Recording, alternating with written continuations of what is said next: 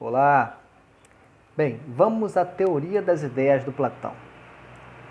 O Platão, no mito da caverna, citado em outra aula nossa, fala dessa oposição à escuridão, à ignorância da caverna, às sombras, à opinião, que a opinião é uma coisa muito vaga. A opinião é eu gosto, eu não gosto, eu concordo, eu não concordo, a opinião é vaga. O conhecimento ele é embasado, ele tem argumentos, ele tem todo um estudo por trás. Ele tem um esforço. Opinião a gente faz de qualquer jeito, né? A gente pega uma coisa daqui, dali tal, monta a opinião. Ah, porque eu ouvi fulano falar isso, outro falar isso. A opinião é a caverna.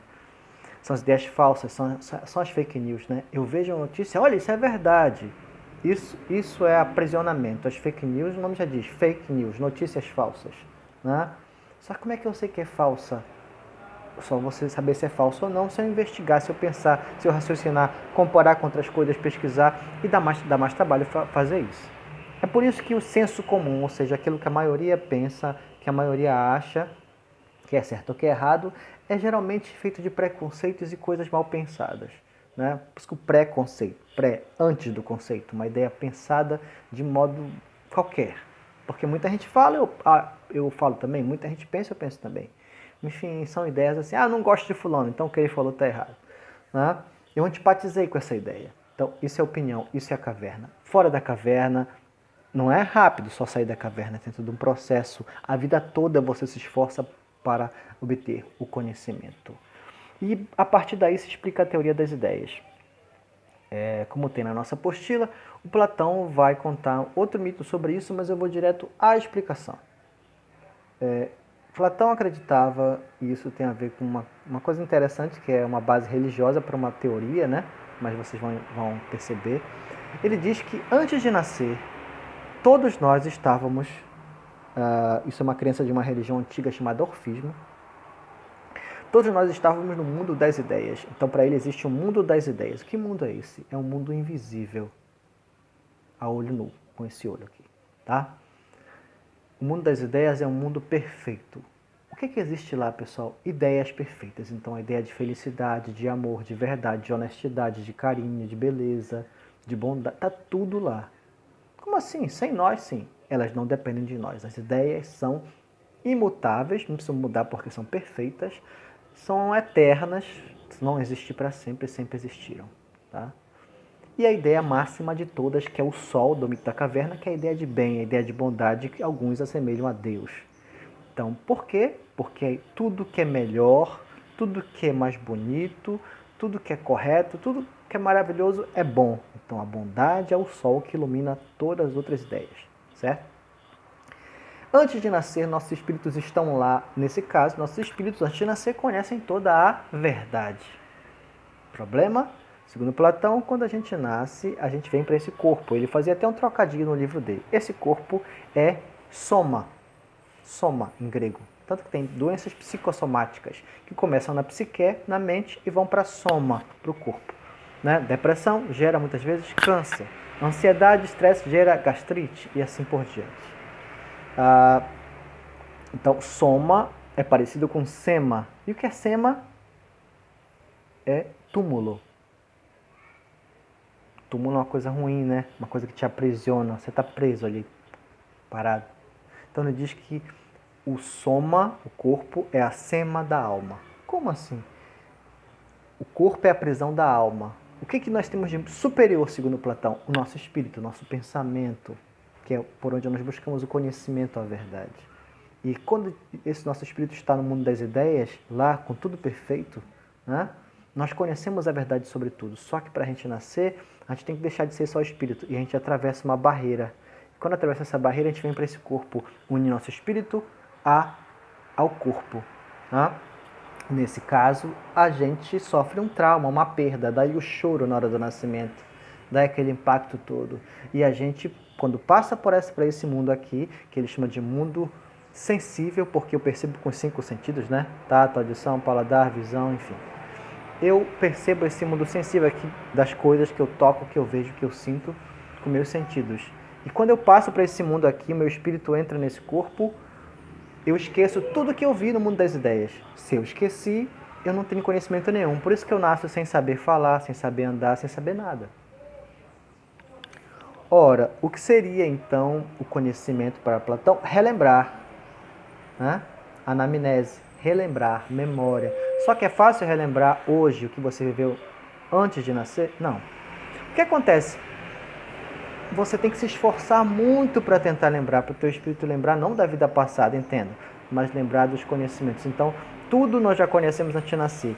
A reaprender aqui, conhecer, na verdade, é reaprender, rememorar, tá? Porque esse mundo aqui é um mundo de morte, de imperfeição, de erros, de desejos, de coisas fúteis. Se apegar demais, para Platão, tem 3 níveis de apego às coisas. Se apegar demais é daqui para baixo. Tem o primeiro nível, que é um nível tem a ver com a sexualidade, tem a ver com os desejos do corpo, né? Mais baixos, que é a pessoa mais, digamos assim, ligada a essa coisa do desejo, não consegue se controlar, né? As sensações mais corporais. O segundo nível, que é aqui, que é a pessoa que tem essa coisa do apego ao comer, né? Também, e também tem a ver com essa coisa da pessoa emotiva demais, aqui está o coração, né? Então essa coisa de tensão demais. Então é um outro nível de dependência desse mundo aqui. Mas o terceiro nível é o nível que você está mais próximo da questão espiritual, a tua mente. O que pesa mais é a tua mente, não é o que você sente, não é os teus ímpetos, tua inveja, tua raiva, teu ódio, né? Teu ciúme. O que pesa mais é você pensar, refletir a partir dessa parte espiritual que nós temos. Então Platão acredita e explica isso no livro dele chamado A República, e em outros também, que o espírito é algo superior e é a nossa parte mais ligada ao mundo das ideias. Então, qual é a tarefa do filósofo e de qualquer pessoa que quiser filosofar, não precisa ser um pensador, um escritor, ela precisa regrar a sua vida a partir dessa busca dos conhecimentos, porque buscar o mundo das ideias é buscar o conhecimento, é buscar a verdade. Se apegar demais a esse mundo aqui é uma perda de tempo, ele diz. Esse mundo é importante, porque esse mundo é a caverna, né? Nós vivemos na caverna aqui. Esse mundo é um mundo sensível, é um mundo, mas só que ele é um mundo das aparências, das sombras, das opiniões, de mentiras. Mas tem umas coisas verdadeiras? Não. Tem, próximas da verdade, não totalmente verdadeiras. E quanto mais próximas da verdade, mais próximas elas estão do outro mundo, das coisas superiores. Então, para Platão, esse mundo aqui é de aparências, de opiniões. Mas, pessoas, esse é o mundo que ele fala é fora aqui da Terra, entendam, não é uma questão de lugar, tá? Um mundo aqui, outro aqui. É uma questão de, digamos assim, dimensão, vamos entender dessa forma, tá? Porque um mundo sensível eu percebo com o meu corpo, o mundo das ideias eu percebo com a minha mente. Mas eu só vou chegar a esse mundo das ideias completamente quando? Quando eu for o maior filósofo, pensador, sábio? Não. A nossa existência é de busca, mas enquanto a gente estiver nesse mundo, a gente está na sema, no túmulo, preso.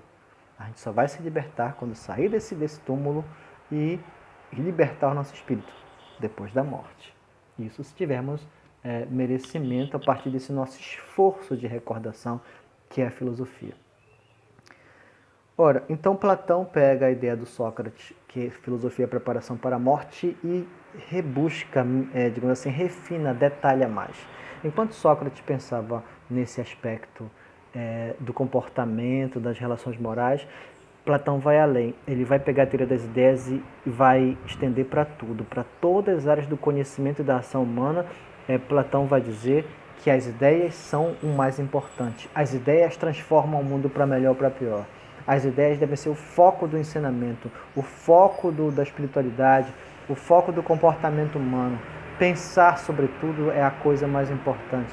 As ideias formam quem você é. O que você pensa é você. E não só pensar aqui dentro. Porque os gregos acreditavam, pessoal, que o pensamento ele sai pela boca. Se você pode falar, claro, se você não tem condições, você faz gestos, mas enfim, aquilo que você expressa pela fala, de gestos, escrevendo ou falando, é o teu pensamento, é a tua alma saindo.